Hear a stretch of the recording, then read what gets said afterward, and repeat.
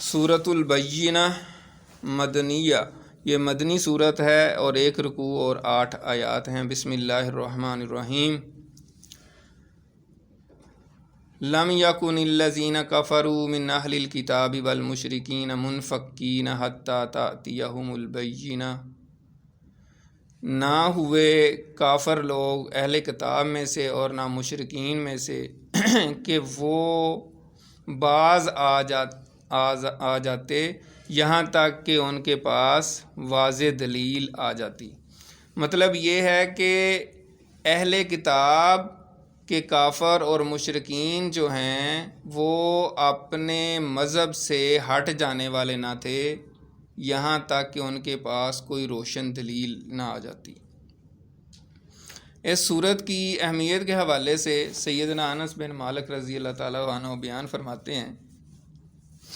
کہ رسول اللہ صلی اللہ علیہ وآلہ وسلم نے حضرت ابی بن کعب، جن کا پچھلی صورت میں بھی ذکر آیا، جو کہ بہت ہی پیاری تلاوت قرآن کرتے تھے، ان کی آواز بہت ہی پیاری تھی، بہت خوش الحان تھے، ان سے آپ نے فرمایا کہ اللہ تعالیٰ نے مجھے حکم دیا ہے کہ میں آپ کو یہ صورت سناؤں، سورۃ البینہ۔ اللہ تعالیٰ نے مجھے حکم دیا ہے، صحابی کو حضور پاک فرما رہے تھے۔ تو حضرت ابی بن کعب کہتے ہیں کہ اللہ تعالیٰ نے میرا نام لیا ہے؟ تو حضور پاک نے فرمایا کہ ہاں۔ تو ان کو یقین نہیں آ رہا، تو انہوں نے کہا کہ اللہ کے جو پوری کائنات کا بادشاہ ہے، پروردگار ہے، اس کے سامنے یعنی اللہ نے میرا سب کے سامنے نام لیا ہے یعنی؟ تو حضور پاک نے فرمایا ہاں۔ تو ان کی آنکھوں میں خوشی سے آنسو آ گئے، اور پھر حضور پاک صلی اللہ علیہ وسلم نے ان کو یہ سورت سنائی۔ تو یہاں جو بات ہم پڑھ رہے ہیں کہ لم یکن الذین کفروا من اہل الکتاب والمشرکین منفکین حتی تأتیہم البینہ، تو ایسا ہی ہے کہ جو اہل کتاب تھے اور مشرکین تھے، مشرکین مکہ اور عرب کے مشرک جو تھے، وہ اپنے اپنے دین جس پہ وہ ڈٹے ہوئے تھے، لگے ہوئے تھے، وہ اس سے باز آنے والے نہیں تھے، یعنی وہ تو جمے ہوئے تھے اس پہ، یہاں تک کہ ان کے پاس کوئی بین، جس کو ہم اردو میں بین کہتے ہیں، یعنی کوئی روشن دلیل نہ آ جائے۔ تو وہ روشن دلیل کیا ہے وہ اگلی آیت میں آئے گا۔ یہاں پہ تھوڑا سا ایک مضمون جو ہے وہ وضاحت کرنی ضروری ہے، وہ یہ ہے کہ اہل کتاب اور مشرکین میں فرق کیا ہے۔ مطلب دونوں کے بارے میں کہا جا رہا ہے کہ کفر ہے، کافر ہیں، لیکن دونوں میں فرق کیا ہے؟ اہل کتاب تو ہم کہتے ہیں یہود و نصارہ کو، جن کے اوپر کتاب نازل ہوئی، اور مشرکین جو ہیں اس سے مراد ہیں عرب کے بت پرست اور ایران کے جو مجوسی تھے، جو آگ کی پوجا کرتے تھے۔ لیکن اب بات یہ ہے کہ اہل کتاب میں سے بھی جیسے عیسائی تھے تو وہ بھی حضرت عیسیٰ کو اللہ کا بیٹا بھی کہتے تھے، اور بعض اس کو اللہ ہی سمجھتے تھے، اور حضرت مریم کو بھی نعوذ باللہ الوہیت میں شامل کر لیتے تھے۔ تو یہ بھی تو بہت بڑا شرک ہے۔ لیکن اللہ تعالیٰ نے اہل کتاب کو مشرک نہیں کہا، مشرک صرف مشرکین کو کہا ہے۔ اور پھر شریعت نے اس حوالے سے بھی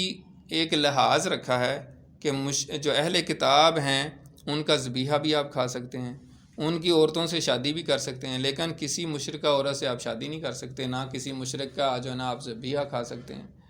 تو اس کی وجہ کیا ہے؟ اس کی وجہ یہ ہے کہ اہل کتاب کا جو اصل دین ہے وہ تو توحید پر ہی مبنی ہے، یعنی جو ان کی کتابوں میں، تورات میں، انجیل میں آیا ہے، وہ بعد میں شیطان کے اغوا سے یا فلسفیانہ افکار جو یونان وغیرہ سے آئے، اس طریقے سے ان کے اوپر افکار کا تو اس سے کچھ چینجز آئیں۔ تو اصلاً ان کی جو تعلیمات تھی وہ تو توحید پر مبنی تھی، لیکن جو مشرکین ہوتے ہیں ان کی تو بیسک فلسفی جو ہے وہ توحید کے اگینسٹ ہوتی ہے، وہ تو اللہ کے ساتھ شریک ٹھہرانے سے ابتدا کرتے ہیں، اور ان کا عقیدہ ہوتا ہے کہ یہ ہے۔ لیکن جو اب جیسے یہودی ہیں ان کے بارے میں بھی آتا ہے کہ انہوں نے بھی شرک کرنا شروع کر دیا تھا، ان کے کچھ گروہ نے، یعنی کچھ لوگوں نے حضرت عزیر کو اللہ تعالیٰ کا بیٹا قرار دیا۔ سارے یہودیوں نے نہیں قرار دیا، لیکن کچھ گروہ جو یہودیوں کا تھا اس نے کیا تھا۔ تو اس سے وہ مشرک قرار نہیں، اللہ تعالیٰ نے ان کو کتاب میں، قرآن مجید میں مشرک نہیں قرار دیا اس طریقے سے، ان کے اس عمل کو شرک قرار دیا، لیکن اوور آل مشرک نہیں قرار دیا۔ تو یہاں تک بات ہے جو اتنا بڑا شرک کر رہے ہیں ان کو اللہ تعالیٰ نے مشرک قرار نہیں دیا۔ لیکن ہمارے ہاں مسلمانوں میں کیا ہو رہا ہوتا ہے کہ ذرا سی بات پہ مسلمانوں کو ہی مشرک قرار دے دیا جاتا ہے، تو یہ رویہ صحیح نہیں ہے۔ اور اس پہ جو صحیح اسکالرز ہیں وہ بھی یہی کہتے ہیں کہ اگر کوئی کسی کم علمی کی وجہ سے یا کوئی ایسا کام کرتا ہے تو آپ فوری طور پہ شرک کا فتویٰ اس پہ نہ لگا دیں یا مشرک نہ قرار دے دیں اس کو۔ ہاں اس کا کوئی عمل کسی کا اگر انڈیویجولی ایسا ہو تو وہ آپ کہیں گے کہ یہ شرکی عمل ہے، لیکن اس طرح مسلمانوں پہ شرک کے فتوے نہیں لگا دینے چاہیے اور مشرک نہیں قرار دے دینا چاہیے مسلمانوں کو۔ دیکھیں اللہ تعالیٰ قرآن مجید میں اہل کتاب کو بھی مشرک نہیں قرار دے رہا، کہنے کا مطلب یہ ہے۔ تو اسی طرح مسلمانوں کو کافر بھی نہیں قرار دے دینا چاہیے بہت جلد۔ اور اس پہ ہمارے ایک استاد محترم نے بھی بڑی اچھی بات بتائی تھی، انہوں نے کہا تھا کہ اگر کسی کے بارے میں اس طرح کی کوئی بات ہو تو تب تک یہ بات نہیں کہی جا سکتی جب تک اس کو مفتی کوئی بلا کے پوچھے، یہاں تک مطلب وہ جب تک پوچھ نہ لے کہ ہاں بھائی یہ تمہارے بارے میں بات ہے، کیا یہ تم کفر یا کلمہ کہتے ہو؟ اگر کہتے ہو باقی وہ اس پہ قائم ہے اور کہتا ہے کہ ہاں میرا موقف یہی ہے تو پھر تو کفر کا فتویٰ لگ سکتا ہے، لیکن اگر وہ آ کے کہ جی نہیں میں نے یہ بات ہی نہیں کہی تو پھر تو نہیں لگ سکتا۔ پھر تو آپ اس کو کیسے کہہ سکتے ہیں وہ کہ میں نے بات ہی نہیں کی، یہ میرا موقف ہی نہیں ہے یا میں اس کا قائل ہی نہیں ہوں، تو پھر نہیں ہو سکتا۔ تو اس حوالے سے بہت کیئرفل ہونے کی ضرورت ہے۔ اسی طرح اب ان کو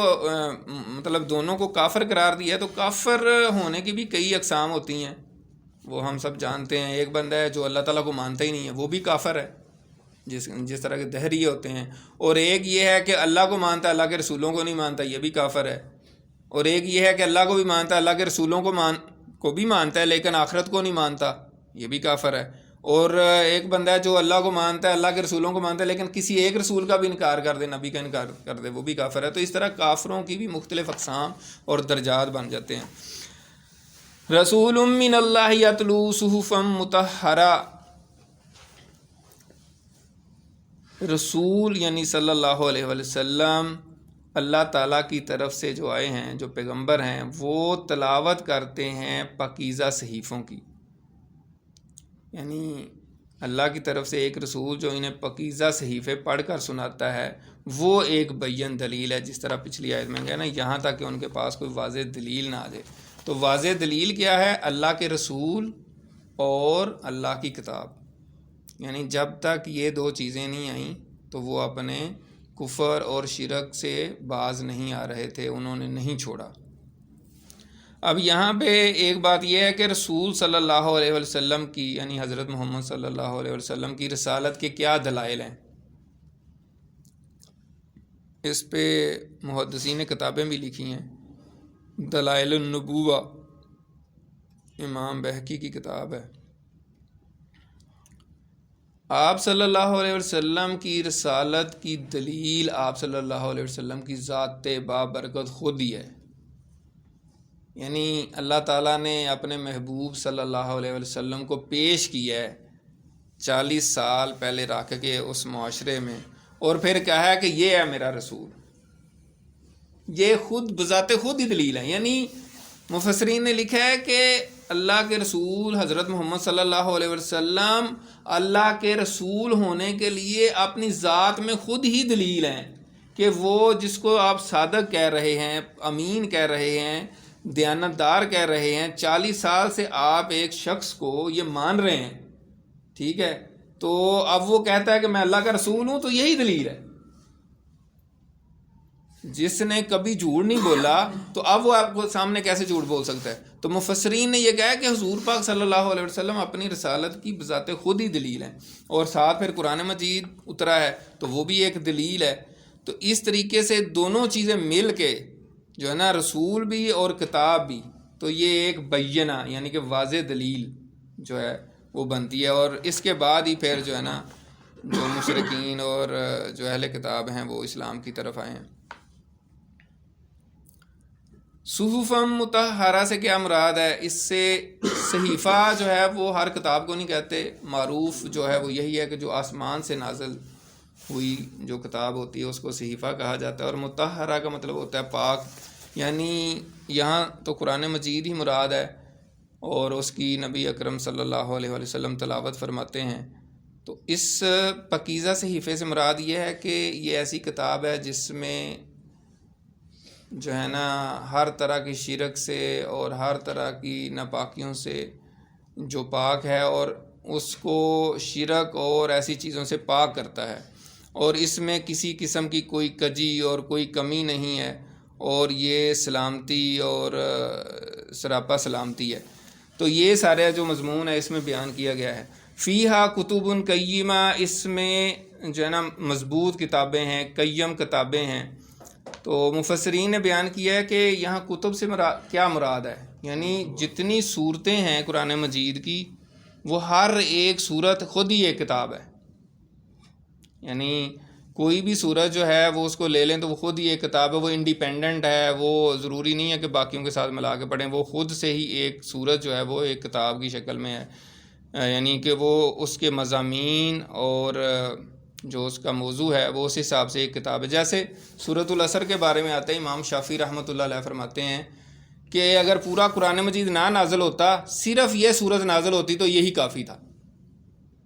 یعنی اس طریقے سے اس کی اہمیت انہوں نے بیان کی ہے کہ یہ سورت جو ہے اس میں جو مضمون بیان ہوا ہے یعنی یہ ہی کافی تھی سورت اگر پورا قرآن مجید نہ بھی نازل ہوتا تو دوسرے اس کی رائے یہ ہے کہ اس میں اللہ تعالیٰ کے احکام بیان ہوئے ہیں، یعنی جو اللہ تعالیٰ نے حکم نازل فرمائے ہیں۔ اور پھر تیسری رائے یہ ہے کہ جو بھی یعنی پہلی کتابیں اترتی رہی ہیں ان میں جو احکام تھے وہ بھی اس میں سارے کے سارے جو ہے نا اس کا خلاصہ جو ہے اس قرآن مجید میں آ گیا۔ وما تفرق الذین اوتوا الکتاب الا من بعد ما جاءتهم البینہ، اور نہیں تفرقہ کیا اہل کتاب نے مگر اس کے بعد کہ ان کے پاس واضح دلیل آ گئی تھی۔ تو اس میں بھی دو رائے ہیں، ایک تو یہ ہے کہ اہل کتاب نے جو تفرقہ کیا ہے وہ جیسے بنی اسرائیل کی بات ہے، یہودیوں کی بات ہے، تو تورات آنے کے بعد انہوں نے تفرقہ کیا۔ آپ کو معلوم ہوگا، حدیث ہے کہ جو یہودی ہیں ان کے 71 فرقے تھے اور عیسائیوں کے 72 فرقے، اور پھر مسلمانوں کے آپ نے فرمایا کہ تمہارے 73 فرقے ہو جائیں گے۔ تو یعنی اتنے فرقوں میں وہ بٹ چکے تھے، لیکن فرقوں میں بٹنے کی وجہ کیا تھی؟ یہ نہیں تھی کہ ان کے پاس کتاب نہیں تھی یا روشن دلیل نہیں تھی۔ اللہ تعالیٰ فرما رہے ہیں کہ روشن دلیل آنے کے بعد، کتاب آنے کے بعد پھر وہ فرقوں میں بٹ گئے۔ تو مفسرین نے کہا ہے کہ اس کی وجہ یہی ہے کہ یعنی کہ اپنے مفادات، حب جا، یہ جو چیزیں ہیں کہ اپنے اپنے مفادات کے لیے لوگ پھر کام کرنا شروع کر دیتے ہیں، پھر وہ تفرقوں میں بڑھ جاتے ہیں۔ ایک تو یہ رائے ہے۔ دوسری رائے یہ ہے کہ حضور پاک صلی اللہ علیہ وآلہ وسلم کے آنے کے بعد جو ہے وہ جو اہل کتاب ہیں وہ تفرقوں میں بٹ گئے۔ اس کا مطلب یہ ہے کہ بہت کم نے اسلام قبول کیا اور باقیوں نے انکار کر دیا۔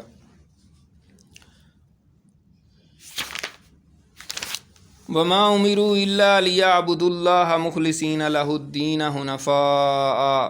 وہ نہیں حکم دیے گئے تھے مگر یہ کہ وہ اللہ تعالیٰ کی عبادت کریں دین کو اس کے لیے خالص کرتے ہوئے، یکسو ہو کر، ویقیموا الصلاۃ ویؤتوا الزکوٰۃ، اور وہ نماز قائم کریں اور زکوٰۃ ادا کریں، وذالک دین القیمہ، اور یہی قیم دین ہے، یہی مستحکم دین ہے، اور یہی شروع سے آخر تک دین ہے۔ یہاں پہ بھی یہ بیان کیا گیا ہے کہ اللہ تعالیٰ فرما رہے ہیں کہ ان کو حکم یہی دیا گیا تھا کہ اللہ کی خالص عبادت کریں، اس کے ساتھ کوئی شریک نہ ٹھہرائیں، اور یکسو ہو کر اسی کی عبادت کریں، اور پھر نماز اور زکوٰۃ ادا کریں۔ تو یہاں پہ مفسرین نے بیان کیا ہے کہ یہاں دین قیم سے کیا مراد ہے؟ تو دین قیم جو ہے وہ حضرت آدم علیہ السلام سے لے کر نبی آخر الزمان صلی اللہ علیہ وسلم تک وہی دین ہے جس کو ہم اکثر بیان کرتے رہتے ہیں، توحید، رسالت اور آخرت۔ اور پھر جو عبادات ہیں جو اللہ تعالیٰ نے فرائض مقرر کی ہیں، اس میں نماز ہے، روزہ ہے، حج ہے، زکوٰۃ ہے، یہ بھی پہلی قوموں پر اور پہلے ادیان میں فرض تھا۔ یہاں پہ نماز اور زکوٰۃ کا ذکر ہے لیکن اختصار کی وجہ سے، یعنی یہ نہیں ہے کہ وہ بھی شامل نہیں ہے۔ حج بھی پہلی قوموں پہ اور امتوں پہ فرض تھا، اسی طرح روزے بھی فرض تھے، وہ تو ہم پیچھے قرآن مجید میں پڑھ بھی آئے ہیں، جس میں آتا ہے کہ اے ایمان والو تم پر روزے فرض کیے گئے ہیں جیسے کہ پہلی قوموں پر فرض کیے گئے تھے۔ تو دین قیم سے مراد یہی ہے۔ پھر یہ ہے کہ سورہ توبہ میں آیت نمبر 11 میں اللہ تعالیٰ نے فرمایا کہ اگر یہ مشرک توبہ کر لیں اور نماز قائم کریں اور زکوٰۃ ادا کریں تو پھر یہ تمہارے بھائی ہیں، پھر ان کا راستہ چھوڑ دو۔ تو کسی بھی اسلامی اسٹیٹ میں اگر کسی نے رہنا ہے تو اگر وہ یہ دو چیزیں مان لے گا، یعنی نماز اور زکوٰۃ ادا کرے گا، تو وہ ایک مسلمان شہری بن جائے گا، یعنی کلمہ پڑھنے کے بعد۔ باقی اگر کوئی چیزیں نہیں کر رہا تو فی الحال اس کو نہیں کچھ کہا جائے گا۔ اس کی دلیل کیا ہے؟ اس کی دلیل آگے حدیث ہے۔ آپ صلی اللہ علیہ وسلم نے فرمایا، مسلم شریف کی حدیث ہے کتاب الایمان کی، کہ مجھے حکم دیا گیا ہے کہ میں لوگوں سے جنگ کروں یہاں تک کہ وہ لا الہ الا اللہ محمد رسول اللہ کی شہادت دیں، نماز قائم کریں اور زکوٰۃ ادا کریں۔ اگر وہ یہ شرائط تسلیم کر لیں تو ان کی جانیں مجھ سے محفوظ ہو جائیں گی، الا یہ کہ وہ اسلام کے کسی حق کے تحت اس حفاظت سے محروم کر دیے جائیں۔ رہا ان کے باطن کا معاملہ تو وہ اللہ کے ذمہ ہے، یعنی اگر وہ یہ تسلیم کر لیں لا الہ الا اللہ محمد رسول اللہ پڑھ لیں، زکوٰۃ دیں، نماز پڑھیں اور زکوٰۃ دیں، تو پھر ان کو کچھ نہیں کہا جائے گا۔ ان الذین کفروا من اہل الکتاب والمشرکین فی نار جہنم خالدین فیہا اولئک هم شر البریہ، بے شک وہ لوگ جنہوں نے کفر کیا اہل کتاب میں سے اور مشرکین میں سے، وہ جہنم میں رہیں گے ہمیشہ ہمیشہ۔ اولئک هم شر البریہ، اور یہ لوگ جو ہیں وہ بری مخلوق ہیں، یعنی جو بری ترین مخلوق ہے وہ یہ لوگ ہیں۔ ان الذین آمنوا وعملوا الصالحات، اور وہ لوگ جو ایمان لائے اور نیک اعمال کیے، اولئک هم خیر البریہ، تو یہ لوگ جو ہیں وہ بہترین مخلوق ہیں۔ یہ بدترین اور بہترین مخلوق ہونے کی کیا وجہ ہے؟ ظاہر ہے جن لوگوں نے اللہ کے کسی حکم کو نہیں مانا،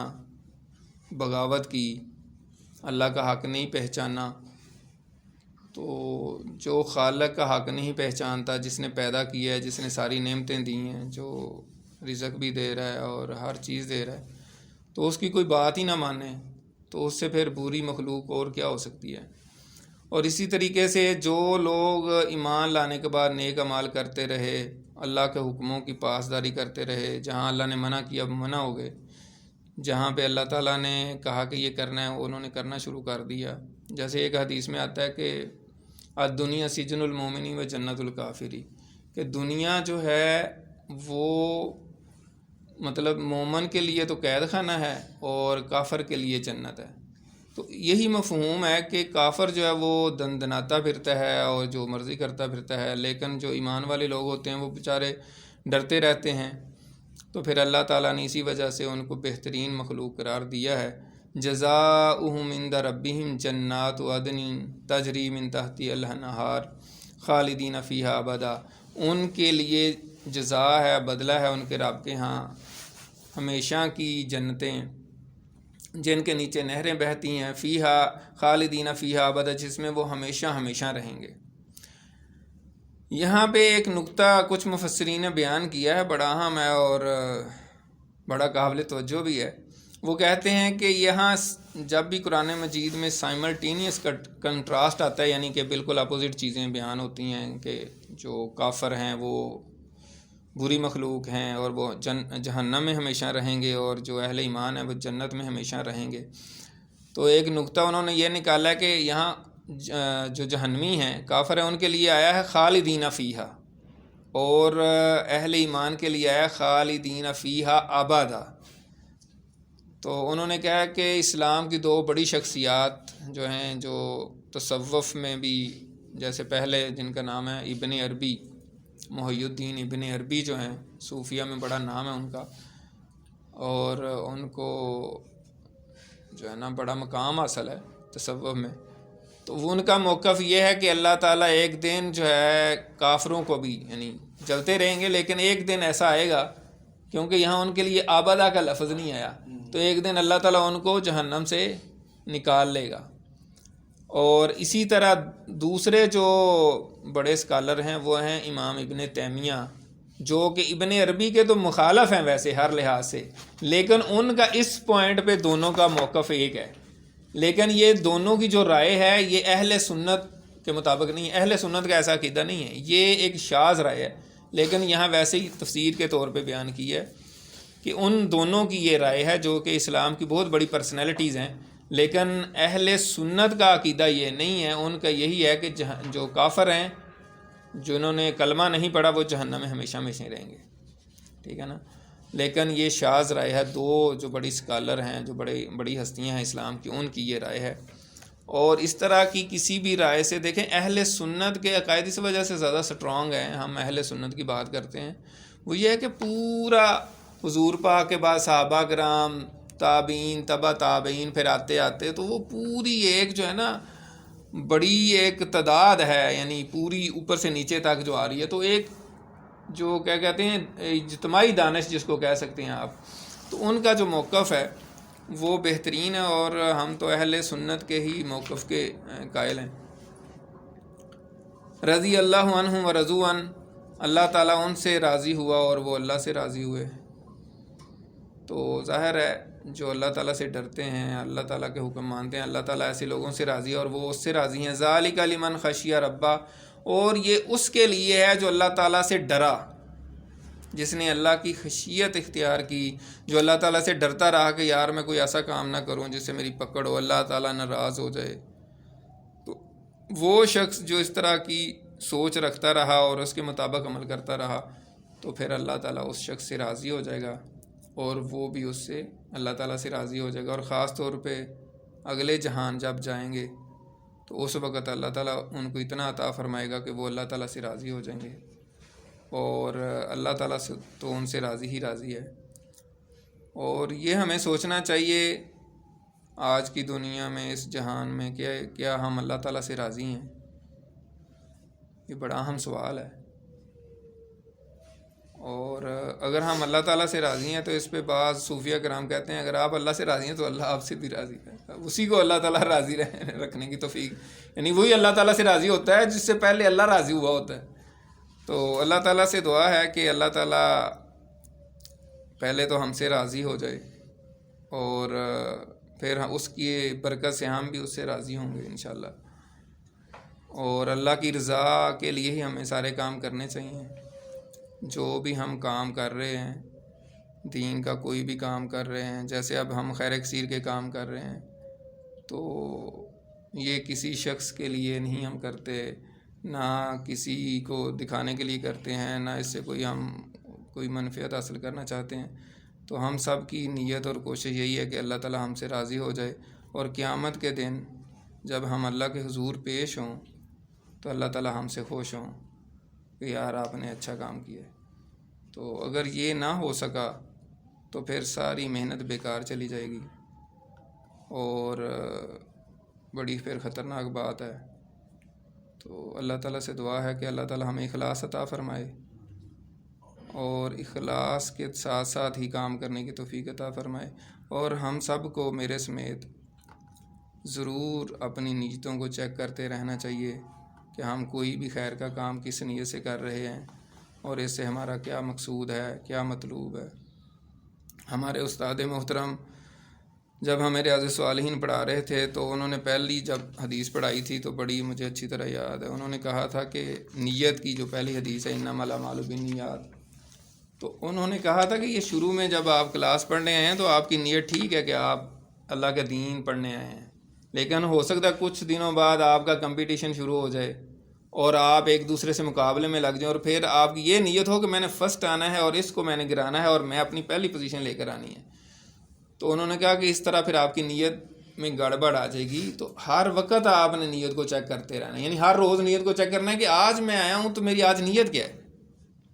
اگر نیت نہ ٹھیک ہوئی تو بیکار چلے جائے گا سارا کچھ، اور اگر نیت ٹھیک ہو، جیسے ہم پڑھتے رہتے ہیں نا کہ ایک بندہ ہے وہ اٹک اٹک کے قرآن مجید پڑھتا ہے، اس سے صحیح پڑھا ہی نہیں جاتا، تو اللہ تعالیٰ اس کو دگنا ثواب دے گا۔ اب وہ کام تو نہیں ٹھیک کر رہا، یعنی اس کا جو پروڈکشن ہے وہ ٹھیک نہیں ہے، لیکن اللہ تعالیٰ اس کو دگنا اجر دے گا۔ کیوں؟